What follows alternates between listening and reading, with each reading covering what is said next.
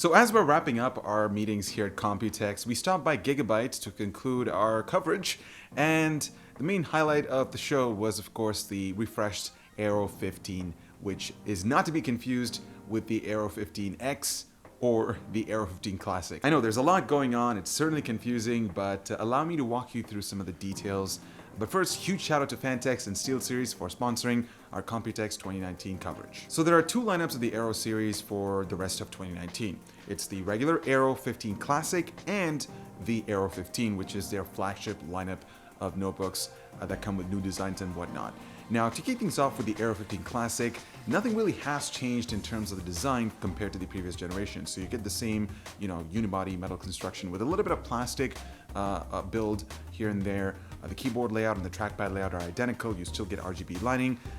There's also the I/O situation is pretty much identical. Same battery size. Like I said, pretty much the same on the exterior, but you do get a little bit of a spec refresh. So for starters, the CPU configuration starts with the Core i7-9750H 6-core 12-threaded processor, and it can be upgraded all the way up to the Core i9-9880HK 8-core 16-threaded monster. The GPU configuration starts with a GTX 1660 Ti, which is not a Max-Q design, or you can also go for an RTX 2060, RTX 2070 Max-Q, and an RTX 2080 Max-Q GPU configs. So really good options overall with what Gigabyte's offering with the Aero 15 Classic.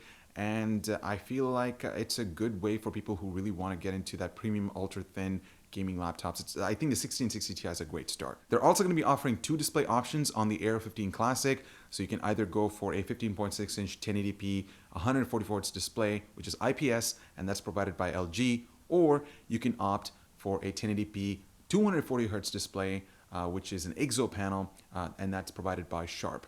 And that is just crazy. 240 Hz on a 15.6-inch screen.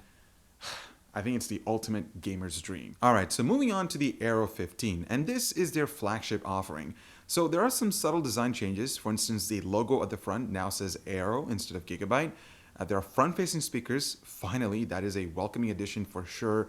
And so it's definitely going to give you a better sound projection. I'm definitely curious to see how well it sounds compared to the Razer Blade 15 when I get my hands on one of these models.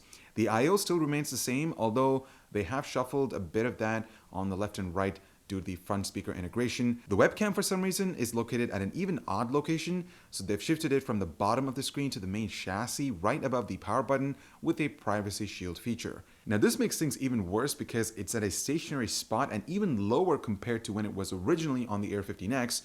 And one of the things, again, at least having that webcam placed at the bottom, is that as you're shifting your screen, you could sort of position yourself at a different angle, although I guess it's a nose cam angle that you're getting from a bottom facing webcam.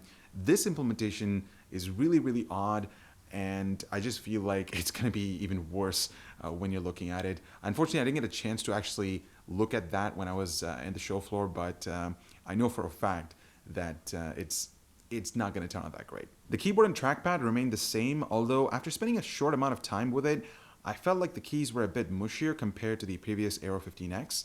CPU options, again, start with the Core i7-9750H, and you can obviously configure it up to the Core i9 8-core 16-threaded offering. GPU offerings are also pretty much the exact same as the Aero 15 Classic, so you can start up with a 1660 Ti and go all the way up to a 2080 Max-Q GPU, and these new Aero 15 notebooks come preloaded with NVIDIA's Studio drivers because it's really geared towards content creators. Gigabyte also mentioned that they've upgraded the cooling system on the Aero 15, and they claim that it's 15 to 20% better than the previous generation, which is pretty interesting. I mean, they call it the WindForce cooling system, and it takes design elements from their GPU coolers and adapt it to their notebooks. And I'm really curious to test that out once I get my hands on one of these models. But the main highlight of this lineup is the display. Gigabyte has actually partnered up with Samsung to integrate 4K AMOLED displays, except for the base Q that comes with a 1080p IGZO 240Hz panel. It comes in both matte and glossy panels.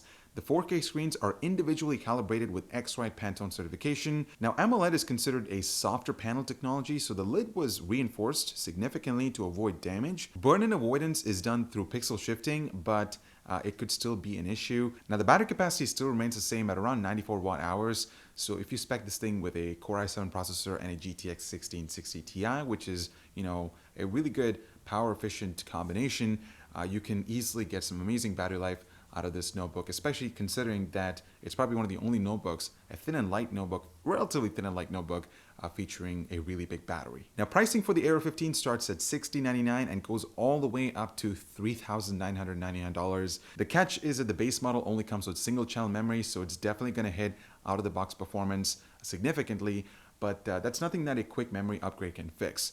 Now, I also want to mention that Gigabyte will be offering a special white edition, which is a limited edition of the Aero 15, and just taking a quick look at that at the show floor, it looked absolutely gorgeous. I would certainly rock one with the 4K AMOLED screen because, I mean, you know, it certainly is a different look for the Aero lineup, and yeah, I mean, I'd love to know your thoughts about that in the comments down below. All right, so there's one more thing that I want to talk about, and that is Gigabyte will be coming out with a 17-inch version of the Aero notebook.